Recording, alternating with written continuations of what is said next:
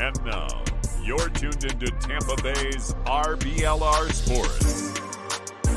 Hi, hello, how are ya? It's Lizzie. We're talking about the sun again. I know it's been a minute. There hasn't been too much, but we brought a nice long list of things to talk about, and we have my co-host today, James Knowles. Say hi. How you doing, everyone? I am not just covering the Rowdies for RBLR Sports. I am here to go over the Sun with Liz this week. I think that it is going to be. I think that we've got. Yeah, you said that we've got a good little list here. I like this list. This is a good list of topics to go over and a lot of news. Yes, I'm very excited. There hasn't been like a ton of Sun news, but there's been a lot of news around women's soccer in general, and there's lots of things to talk about. So we wanted to make sure we kept everybody up to date and informed. Yeah, exactly. But make sure if you are listening, if you'd like to go watch us, please go ahead and hit up that RBLR Sun FC YouTube channel. Thank you.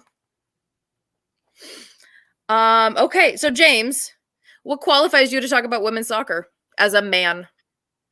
Well, yeah, unfortunately, I do not have the most obvious qualification here.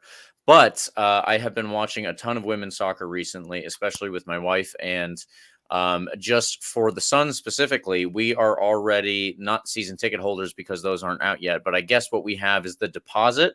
We are Tampa Bay Sun Chasers. We are in the deposit group to ultimately get season tickets. And yeah, we got the Sun Chaser signage. I have a little pin up here above my board. So yeah, we are on that side of things. And I am here just to help go through everything and provide whatever opinion I have, which is honestly mostly just excitement. That is going to be the vast majority of my opinion.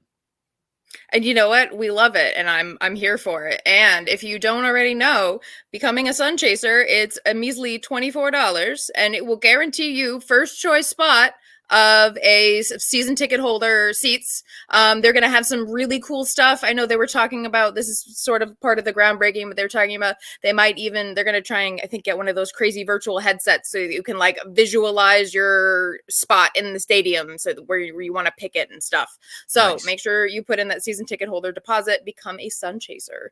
And I am not even getting paid by the team, but we're just going to promo them.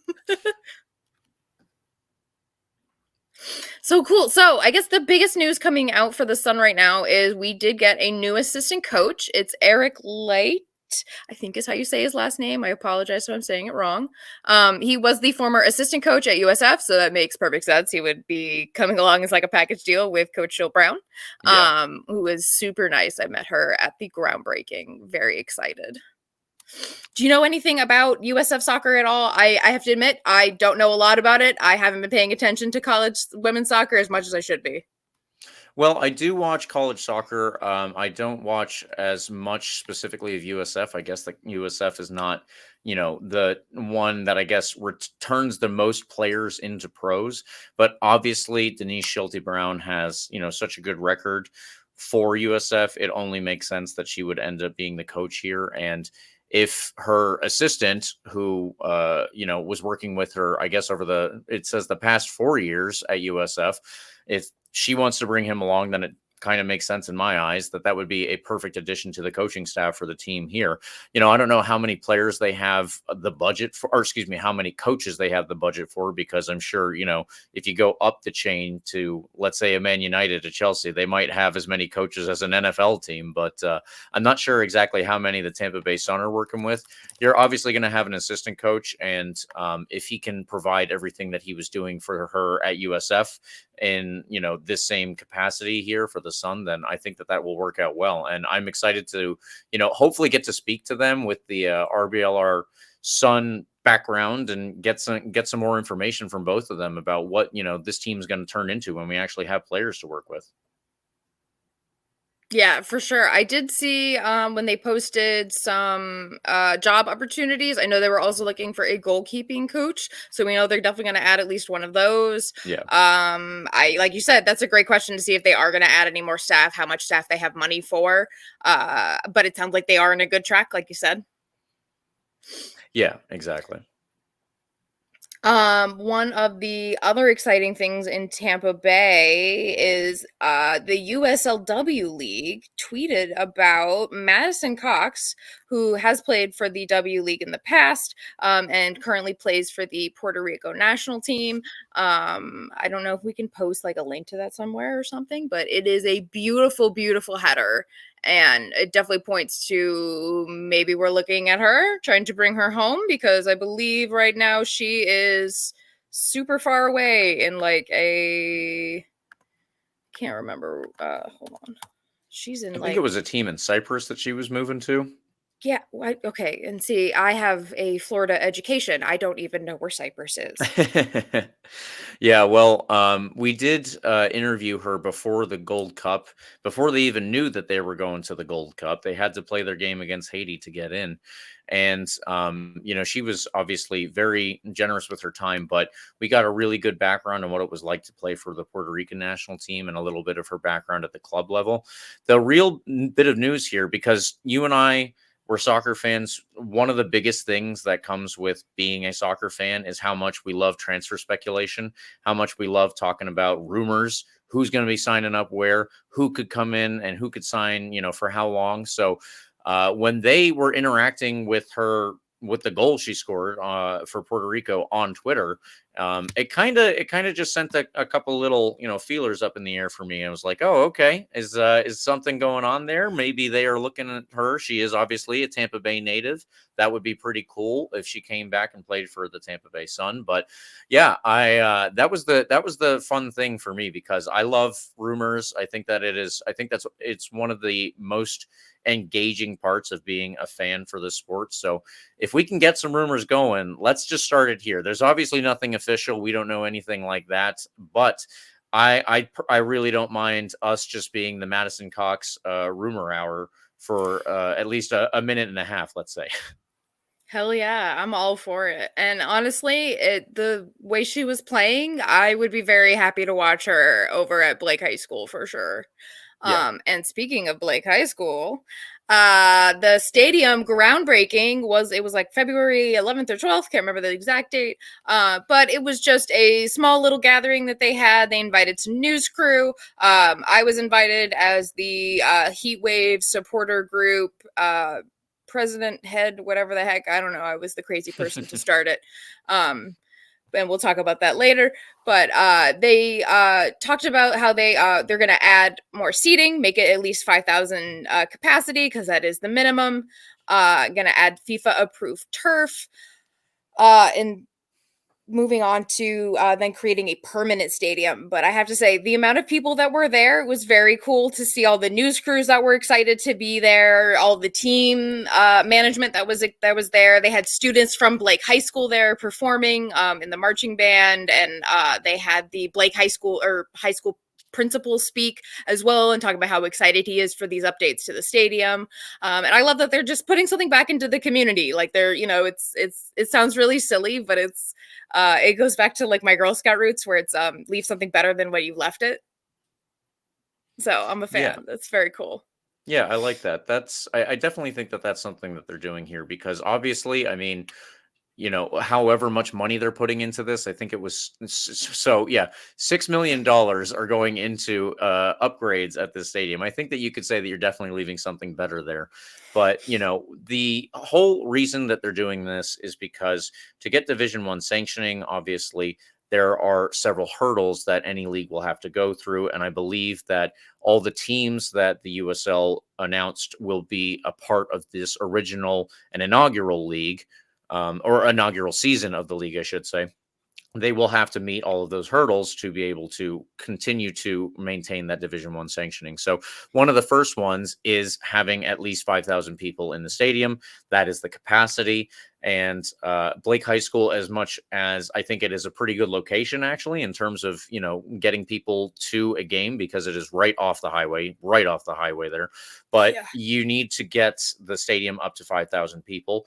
And I don't know if there were any other suitable arenas. I don't know if University of Tampa would work for them or not. I don't know, what they can do in terms of capacity, and I don't know if they have it. So if this is something that works out for Blake High School and they get all of these improvements to their stadium and the infrastructure here, because they're also expanding the concessions area for fans.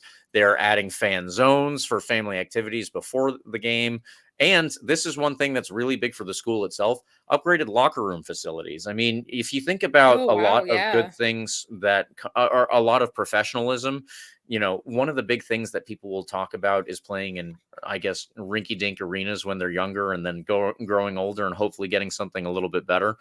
But yeah, if you have really bad facilities as a professional team, that makes it a lot harder, because you need to have the space where everybody can kind of meet together and go over whether things are going well or poorly. You need to go over how it went and how you can improve. So if it's anything right now, like the locker rooms in my high school, which was not that far away from Blake, then it really wouldn't facilitate a team all meeting together.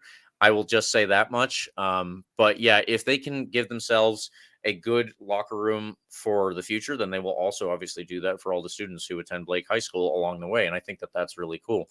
But I'm looking forward to it. I used to live down the street from Blake High School, and every so often I go back to the old house where my roommates still live. And I was running there the other day, and I saw that the usual area that I run to was cut off because of all the construction at Blake High School. And I was like, wait a minute, what is this all about? Oh, right. Now I got it. And it looked pretty cool once I got across the river and saw it from there. I could see that there was a lot of work going on. I think it's going to be really awesome. And especially just the view over the river. That'll be nice. Oh, I might have to take a trip over the bridge just to go look. I'm not gonna lie, that sounds tempting because I Yeah, haven't been there it's since the cool. groundbreaking, so I kind of want to see. That's really cool. Hmm. Speaking of the with the upgrades, with the locker rooms though, I think something cool about that though is just gonna have high school students who get to just experience something just a little bit nicer. Yeah. Even as high school athletes, they'll just have something that nicer memory of that even, and then moving on they can be like, oh no, I went to Blake High School, we had upgraded stuff, we had the nice stuff. I don't know. I mean, I honestly think, there will be some number of people, who can say how many, but there will be some number of people who are converted to fans just because they got upgraded facilities for themselves. I think that Yeah, that'll definitely happen. for sure. And honestly, it's a cool little like area with school, like you were saying. It's right on the Riverwalk. It's literally across the river from Armature Works. Which is There's a huge. tiny Yeah. little there's a tiny little parking garage on the campus as well. And I was wondering what they're gonna be doing with that. It's not big enough, definitely for 5,000. It's like Yeah. definitely a little bit smaller than like the Mahaffey garage, if anyone's familiar. So I don't know if it's going to be staff only, or maybe it'll be season ticket holders, or if it'll just be accessible spots. Who knows? But I think parking is probably going to be the biggest issue. Yeah, it'll be interesting to see how they work that. I can imagine that some number of people will be told they need to park at Armature Works, but we'll see how that works out once they get there. Yeah, I am hoping that they maybe have some kind of shuttle, or they Yeah. work with the city to do even like a reduced fare or something on a bus. I don't mind paying that if I have to park at Armature Works. That's totally fine. But I do hope they try and at least make the parking situation better. Because like, just the only reference right now is Rowdy's games, and I have a parking pass right now. But before having a parking pass, it was, oh, I really hope the garage isn't full, and I really hope we don't have to park on the very tippy top. Oh, we do? Okay, well that's all right, and we're gonna Yeah. walk a mile and a half. Yeah. All right. I think that is most of the Sun news. Do we have anything else we want to talk to you about specifically on the Sun before we move on to more general women's soccer things? The only thing further that I want to say about the Sun is that I'm really excited. I feel like seeing the stadium upgrades, that like really nailed it home, that this is something that's coming along for us, and this is something that's in our local area. That's really cool. Yeah, I know that, just saying that I'm excited is kind of silly, but it's true. We haven't had a women's professional soccer team in this area. We haven't had a women's professional soccer team in most areas of the United States. So this is like, I do want to say, for the USL Super League, it's important that all of this works out long term, but just for us in Tampa Bay specifically, we are the farthest along. We have the most taken care of. Most teams have not, found a stadium site. Most teams have not named a coach, let alone a coach and an assistant. We are farther along than all of these teams. So I'm really excited in that sense for us personally. I know I want the league to succeed because women's soccer succeeding is important overall. But just for us specifically, yeah, we are so much farther along in this process than anybody else at this point that I think that honestly, who knows what it'll turn into when we get going with actual games and whatnot. But I just think it bodes well for us for at least, the upcoming season and definitely the future long term. I know I have to be I'm a little bit like I love everything we're doing. I love like we've been doing so much promo. Like I just saw them at the Rowdies game. Yeah. Actually, just a little like self brag. They saw me in the parking lot and they emailed me and they're like, "Hey, we're here. Come see us." And I was like, "Yay." I don't know, it's just really cool. We That's are cool. really far ahead though with branding, with a coach, with all of these things that it's like, okay, well, are y'all going to catch up? Right, I right, want the other right. teams to catch up. I want this to be, I don't know. I like we have Fort Lauderdale United came out with a logo. We had another team. I put it at the bottom for some stupid reason. Sorry. USL S Carolina is going to have some kind of brand event tomorrow, which is Thursday, the 21st, with their announced coach, which I totally missed. They announced a coach. But that's super awesome. So hopefully that'll be their like their Sun event where they announce their branding and everything.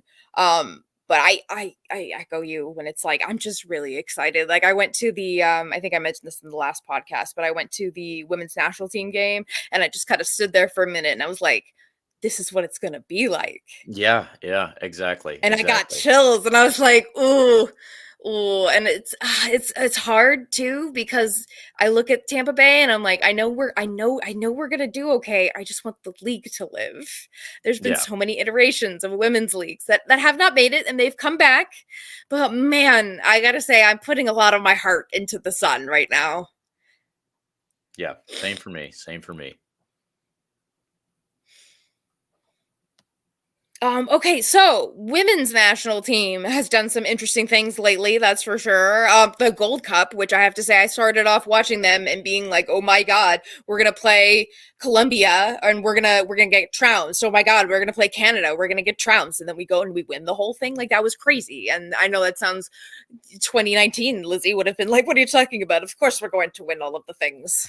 But we've had some definitely had some setbacks, but I think the Gold Cup was a good teaser for the Olympics for sure. Yeah, yeah, that's a good way to put it, actually. I think the Gold Cup was really good in terms of the fact that we didn't have a continental competition on the women's side was, obviously that was, in my eyes, a black spot on CONCACAF overall. They got it taken care of, and now they have something that's working towards that effect. So I think that that's good. We had already talked about Puerto Rico a little bit, and watching them do so well was amazing. I think that there were several teams that really surprised me in how well they did this past Gold Cup that I guess it was only last month, but yeah, it was really interesting to see also how the U.S. did specifically, because you and I were both U.S. women's national team fans. We want to see them win everything, just like you said, and we also expect them to win everything. So when we got through the Gold Cup group stage, we won the first game 5-0, second game 4-0. Yeah, that loss to Mexico, though, that is definitely what threw me off, because we shouldn't have ended up playing Colombia to begin with, or running into Canada that early. However, I guess it paid off for us once we got to the final and we played Brazil. I will say, though, to focus on the loss that put us in the situation where we were, in my eyes, the U.S. women's national team losing to Mexico that's unacceptable. That is not where this team should be. On the men's side, like, okay, Mexico had a lot longer head start, and I think things have caught up for them now, but that's neither here nor there. We have a huge head start on Mexico for the women's side of the game, and for them to be able to beat us 2-0 in a group stage game that actually knocked us back, made us play Colombia in the round, I guess the quarterfinals, and then Canada in the semifinals. I was very upset with that person. I don't know how you felt about how the whole game went, and then the tournament overall, but it all made me think that Emma Hayes just cannot get to the U.S. women's national team post soon enough. Oh yeah, yeah, and I mean I'm sure the current coach Twyla Kilgore is probably speaking with her a ton, but like you're absolutely right, and it's killing me that she's not going to be there till like what June at this point or something like Right. that, or May. I can't remember which one, but it yeah, there was a lot of lineup lineup picks that I didn't quite get. A lot of people starting that I didn't love. Although I have to say, Alex Morgan, I didn't love in the beginning. She did kind of bring it back and get it, get her feet back under her. I appreciate that. So I will say I was a hater, and then I had to eat crow because she was doing really well towards the end. But then we weren't starting players like Naomi Girma. We finally started figuring out that Crystal Dunn is a good player. Maybe we Mhm. should start her. It's just little things that seem very obvious to me, and like I don't feel that educated on the lineups that well. But I could be like, no, she's good. Play her. That they did make some changes, and I saw a much better United States playing Colombia, playing Canada. Even honestly, that was a rough game, and that pitch was awful. I don't know about you, and Yeah. I'm not hating on the refs because I know the refs did not have the final say. But that pitch was atrocious, and that game should have been rescheduled.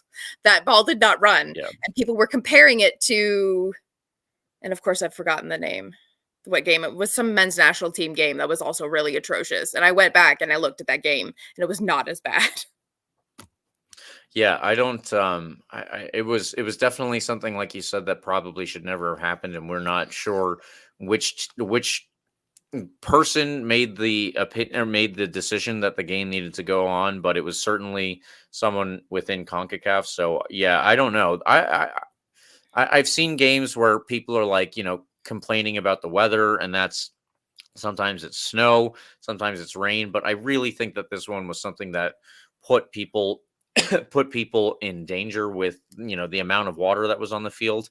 And something that we have to talk about with women's soccer is all the ACL tears. If that is such a big problem in the game, then really giving them a bad pitch like that to play on, putting them in worse conditions, that's just not ideal. I don't know. I hope that someday we get to a point where ACLs and how frequently they get torn, which is on both sides of the game, on the men's and women's side, but I think possibly even more prevalent on the women's side, when that needs to be taken as seriously as it is. And I think at that point we will see games like this just, get pushed back or pushed forward. I'm not sure, but yeah, that was over the top. Absolutely insane. Yeah, I have to admit, going back just a little bit, I was a little sad that we have to put in turf in the stadium. So I was like, oh, do we have to? Yeah. It's like even my high school stadium had grass. Come on now. But yeah, I don't like the turf. Don't like how wet the pitch was, but it was definitely not rescheduled because they didn't want to pay the cost that would be associated with rescheduling such an important match and then rescheduling the final, which I guess I Yeah. get, but also you're right. People like their knees. They're important. Yeah, it's surprising, I know, but they are important to the game of soccer. Yeah. Our producer says they're overrated, but what does he know? Yeah, so I have to say, like, a great teaser for the Olympics. Makes me feel much better about the Olympics, that's for Yeah. sure. Going into the Gold Cup, I was like, the Olympics are going to be atrocious. But this is good. I feel good. Once we have our actual coach in, things will be better. Well, I'm sorry, things should be like peak, hopefully, and Yeah. like we should be like on top of the world, and hopefully go back up in our rankings because we dropped but to like fourth or something. Yeah, that would be good if we again are at the point where you and I can be like, well, we expect to win everything, and also we should. Yes. I have to say, like, I used to get I used to hear both sides of it where it's like, yeah, we should win everything. And then other people were like, well, but if there's no adversity, what's the point of watching? I'm like, no, I like the winning though. I like Right. I like the parity that's coming up in women's soccer, but also I like winning. But also it would be good if we kept up that other portion of it. Yeah. Yeah.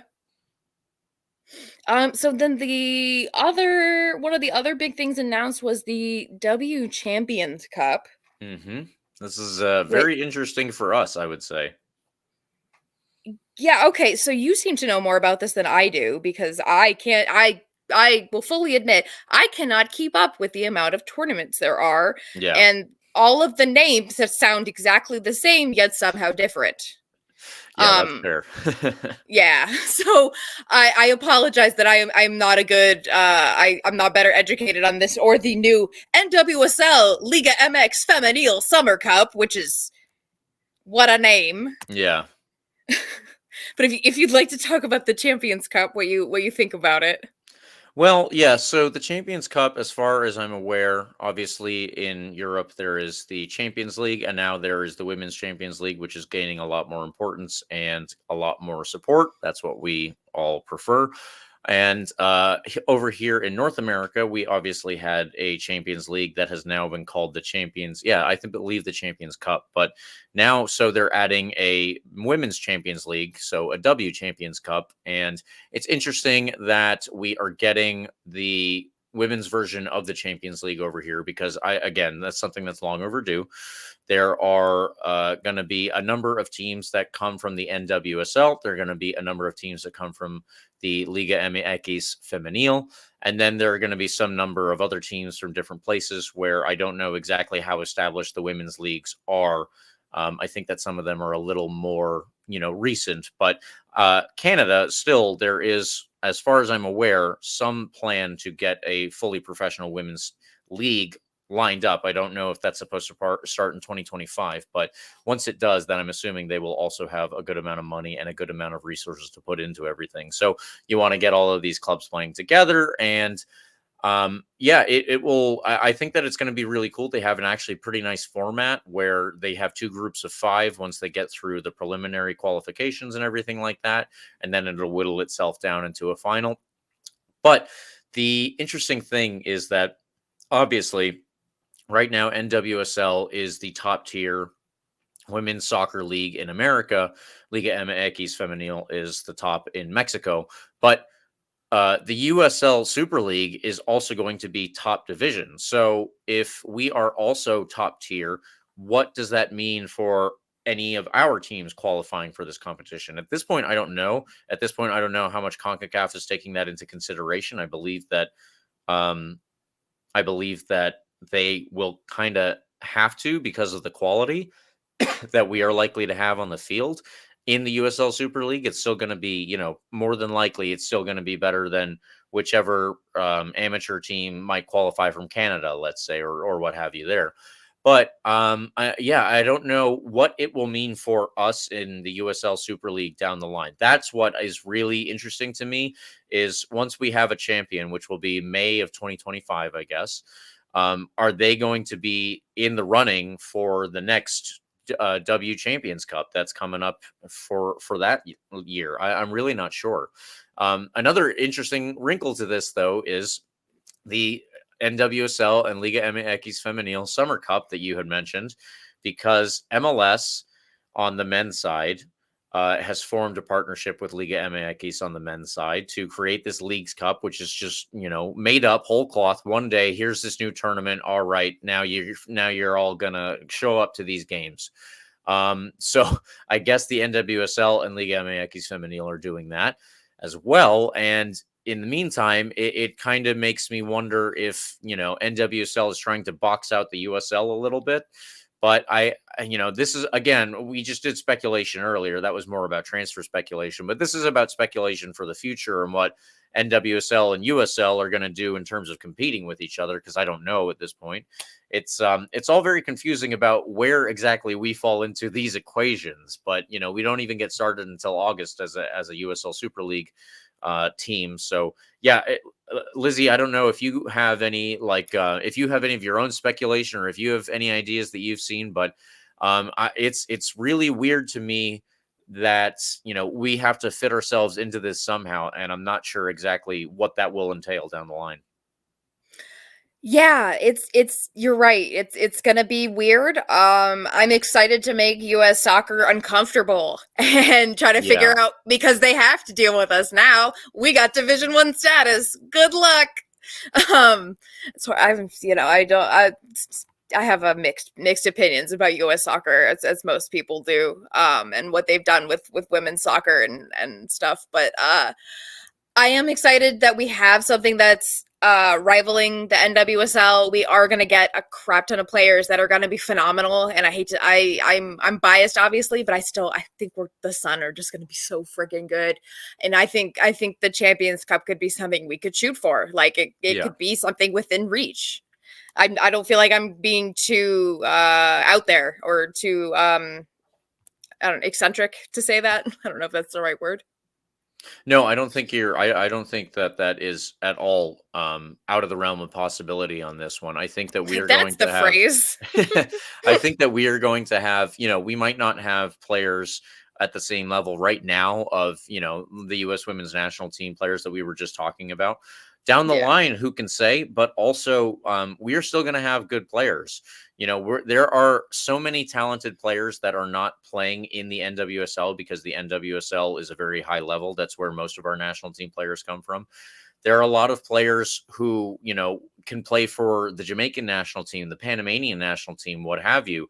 All of these other teams that we saw at the W Gold Cup, and they are not in the NWSL. Well, I mean, if we offer them a good place to play with decent wages and obviously better facilities than most, then I think that they're going to look at us and think that that's pretty attractive and hopefully come and play for the Tampa Bay Sun, Spokane Velocity, what have you. And I think that all of these teams are ultimately going to be at a point where even if they're not challenging NWSL, I really think that, Liga MX Femenil, they're not going to be so far ahead of us in 2-3 years, as long as this all continues on the upward trajectory that we're again speculating. We are speculating, Yeah. but if it goes on this upward trend that we're thinking it should, then yeah, I don't see any reason why we couldn't be able to get to that same level that they're at least Liga MX is on right now. And if that's the case, then obviously we would be able to compete with all of those other teams too. Oh, my heart. We can only hope. Yes, exactly. Oh man, I can't. It's so exciting. It's ridiculous. But some other teams, I have to say, one thing I would like to make fun of though is, can we make fun of Fort Lauderdale United and how dumb their crest looks? It's it's a little bit goofy, isn't it? Yeah, it looks like fluted United or something. Yeah, I'm Fluted.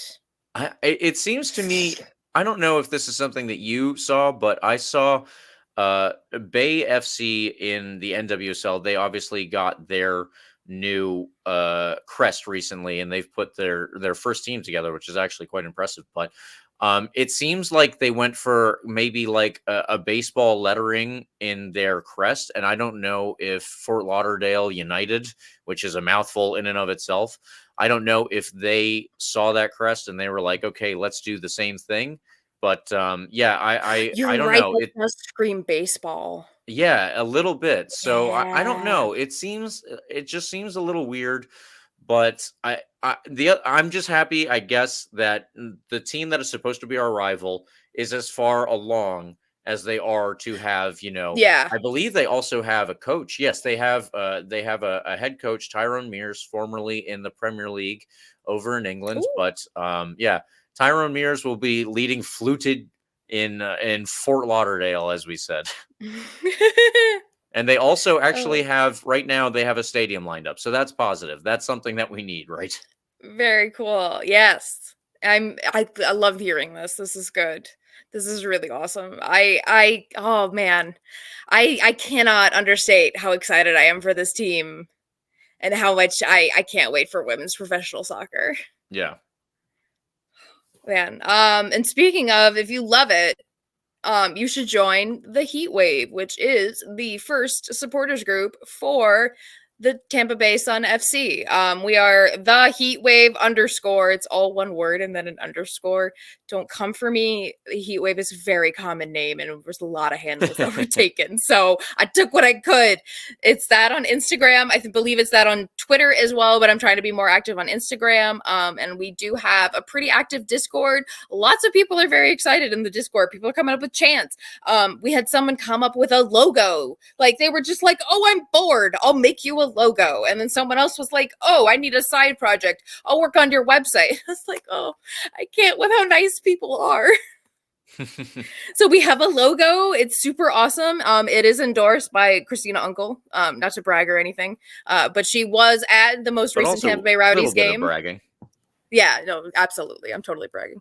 I didn't make it or anything, but I'm going to brag because I got it in her hands at least. But she did come to the most recent Tampa Bay Rowdies game. She said she had a very good time. Even though we tied.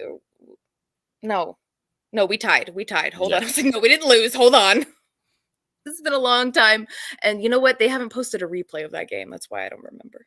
I need to watch the replay. I know, yeah. I was also trying to watch the replay for our Rowdy show, but that was unavailable, obviously. So I couldn't even find like a pirated stream. Like this is gonna get annoying. I really liked that was something I always did. I always watched the replays after the games. That was the whole thing.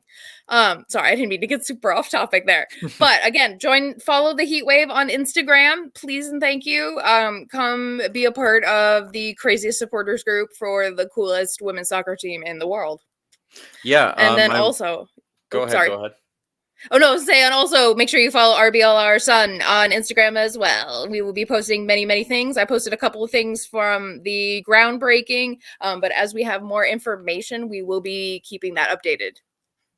Yeah, I was just gonna say for the heat wave, my wife and I are both involved at least in the Discord, and I don't use Instagram as much, but I follow on Twitter. So yeah, everybody join in. We're gonna make this just as big as Ralph's Mob, and just as big as any other supporters group for any other team in America. I believe that we can fill this in, and we can get the chants going, but we can also do it with the flags, and we can do it with drums and everything else. But we got to have more people doing that so that everybody is ready to drum and chant and yell and everything together. So yeah, please do come join us. It would be great. And Lizzie did help set a lot of that up. So thank you for getting that going for everybody, so that we had a place where we could all meet together and, set up hopefully a really good, fandom, a really good group of people to support this team, because that's what the whole sport is supposed to be about. It's supposed to be about camaraderie and people coming together and all of this stuff. And now we get to do that, and we get to yell fluted at that team from South Florida. Yes, we do. I forgot about this before. I apologize. It's RBLR Sun FC on all socials, RBLR Sports on TikTok, RBLR Sports on YouTube. Go for all the RBLR content. I don't know anything else to say at the end because I ran out of things in my brain. Well, I think we can just say that there's a lot of stuff coming out. We're going to get all the stuff that comes out to you guys when we hear it as well. And yeah, stick with us, stick with the heat wave, and we will hopefully see you guys when you come and join us at Blake High School in August. Yes, don't forget to chase the sun.